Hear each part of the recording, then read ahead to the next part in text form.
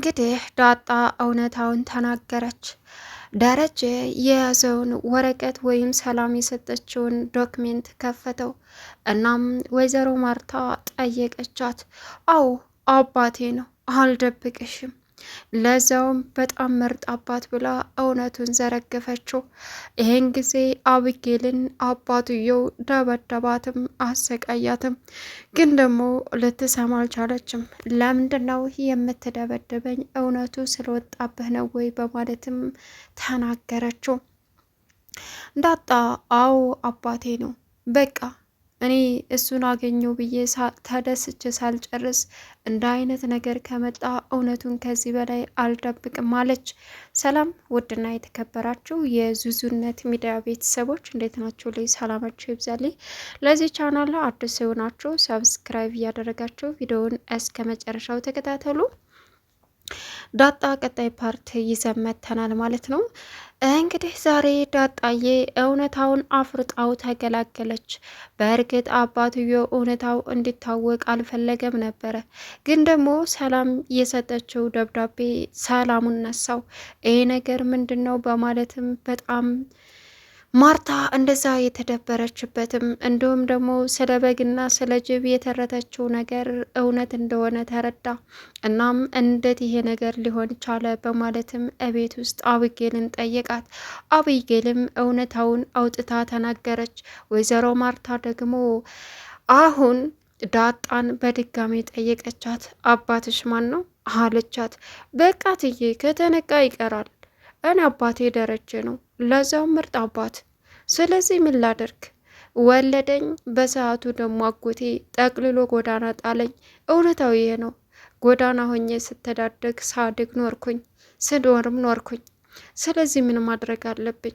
ተፈለግሽ ቀጥቅጭኝ፣ ግን ደግሞ አባቴን አትናገሪብኝ። አንቺም ሆነ አቢጌልም አባቴን አታሰቃዩብኝ። እትዬ እውነታው ይሄ ነው። እስከ መቼ እኔ ደብቄ? በእርግጥ እውነታውን እንዳወቅሽ ያወቅኩት የዛን ቀን ነው። ግን አንቺ የተሻልሽና ለየት ያልሽ እናት ነሽ። የእውነት ነው ምልሽ። ምክንያቱም አውቀሽ ሁሉንም ነገር ዝም ብለሽ ቢያንስ ለእሷ እንኳ እንደዚህ ነው ብለሽ አልነገርሻትም። አየሽ መልካም ነሽ የምልሽ ለዚህ ነው ትዬ። እንደ እናት አድርገሽ ብትንከባከቢኝ ተልጆችሽ ባትለይ ደስ ይለኝ ነበር። አንቺን የሚያሳምምሽና የሚጎዳሽ ነገር ከሆነ ደግሞ በፍጹም ትዬ እኔ ከዚህ ቤት እወጣለሁ። ግን ደግሞ ለአባቴ ሰላም ስጡት። አባቴ ሳያውቅም ሆነ ሳያውቅ እንዴት እንደፈጠረኝ ለእኔም ጥያቄ ነው። በአግባቡ አልተነገረኝም። እናቴን እስካሁን ድረስ ላገኛት አልቻልኩም። በየቦታው ብሄድም በየትም ቦታ ብሮጥም እናቴን ማግኘት አልቻልኩም። እባክሽን አለች። ከዛም ቀጠለችና ማርታ የሆነ ሆኗል። አሁንም ቢሆን ተረጋጊ። ስለዚህ አባትሽ በእርግጥ በእኔ ላይ ግፍ ሰርቷል። እኔ ለትዳሬና ለቤተሰቦቼ ለልጆቼ ታማኝ ነኝ። ይህ ነገር ደግሞ ያንቺ ችግር አይደለም፣ የራሱ ነው። ሄደ ተወለድሽ፣ ተፈጠርሽ፣ እዚህ ደረጃ ጎዳና ላይ አድገሽ እንደዚህ ሆነሽ መገኘትሽ ተአምር ነው ራሱ። አንዳንድ ጊዜ አምነን የማንቀበላቸው እውነቶች አሉ አደለ ዳጣዬ አለቻት። አዎ ሊኖር ይችላል። እኔም አባቴን ሳገኝ አላመንኩኝም ነበር። እናም አጎትሽ ጠቅልሎ ነው የጣለሽ ብሎ ሲነግረኝ ያንን ሁሉ አወቅኩኝ አለች። አመንኩኝም ስትል አየሽ፣ እኔም ደረጀ በዚህ እንደዚህ በእኔ ላይ ያደርጋል ብዬ አስቤውም ገምቼውም አላቅም። ስለዚህ አሁን ተረጋግተን ለማሰብ ነው። በእርግጥ እሱንም የምጠይቅበት ቀን አለ።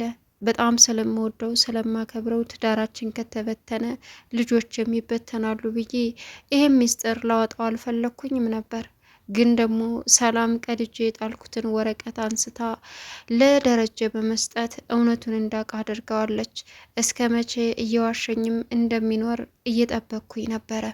ግን አንዳንድ ጊዜ ሁሉም ነገር ለበጎ ነው አለች አብጌል።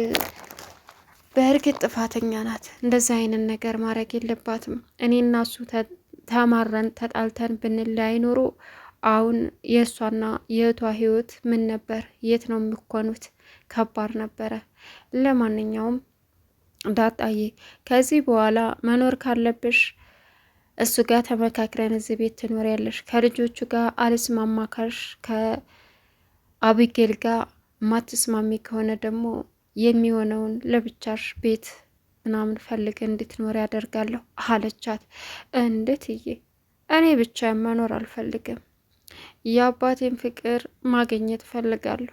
አጥቼ ናፍቆኝ እየኖርኩኝ አሁን ምርጥ አባትና የምኮራበት አባቴን አገኘው ብዬ አቢጌል ብትከፋብኝም እኔ ግን አልጠላትም። ምንም ብትለኝም እኔ እታገሳለሁ።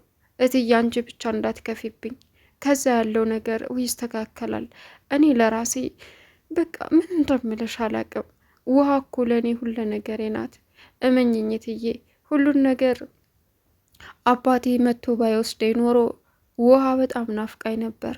ምነው ባላወቅኳት ብዬም አልቅሻለሁኝ የእውነት። እና በአቢጌል በጣም ተደብረሽባታል፣ አዝነሽባታል አለቻት።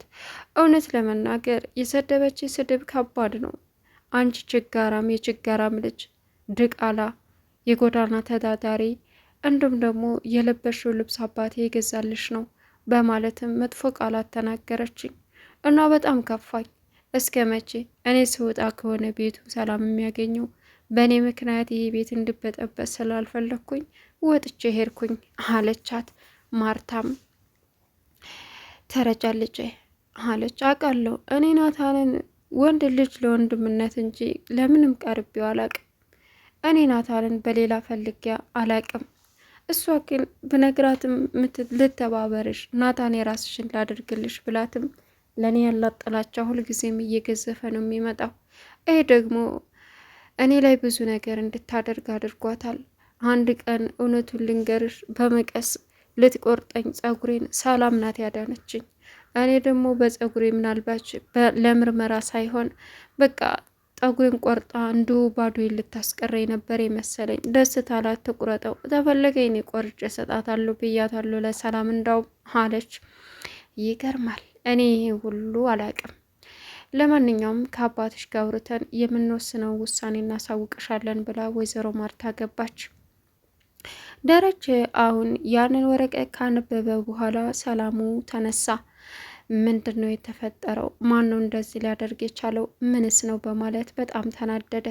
ከዛም ቀጠለና ወደ አቢጌል አመራ። አቢጌል ይህን ነገር እንዳደረገችው ተረዳ። እናም እሷ ከእሷ ውጭ ማንም ሊያደርግ አይችልም በማለትም አቢጌልን ሴት አድርጎ ያዛት። ምንድን ነው ያረግሽው ሲላትም ምንም አለችው። እና ታዲያ ምን አድርጌያለሁ አባዬ? አይሽ እንዴት አስመርምረሽ ውጤት አገኘሽ ሲላትም እማዬ ነገረችው አታደርገውም አለች።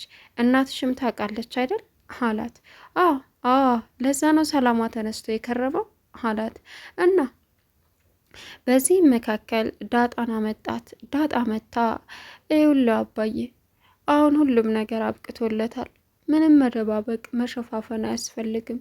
እውነታውን ተናግረን የምናደርገውን ነገር እናደርግ በቃ አለችው። ምን ደረጀ በዚህን ሰዓት ምን አንቺም ታውቂ ነበር አላት። እና ይህ ሁሉ ሽርኩቻ ለምን ይመስላል አባዬ? እኔ ተሰቃየሁ። በእርግጥ ወይዘሮ ማርታ በጣም መልካምና አስተዋይ የትዳሯ አክባሪ ነች። ግን ደግሞ እሷና አንተ ባላችሁበት አቢጌል ከየት እንደመጣች አላውቅም። ውሃም እንደዚሁ የተለየ ሰው ናት። እናም ከአረም ውስጥ እንክርዳድ ከስንዴ ውስጥ እንክርዳድ አይጠፋም ይባላልና አቢጌል ግን በጣም ኃይለኛና መጥፎ ሰው ናት።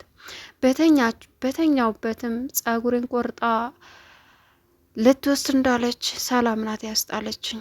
ስለዚህ አቢጌል ከባድ ሰው ናት። እንደምናስባት ቀላል አይደለችም። በተለይ እኔን አትወደኝም አለችው።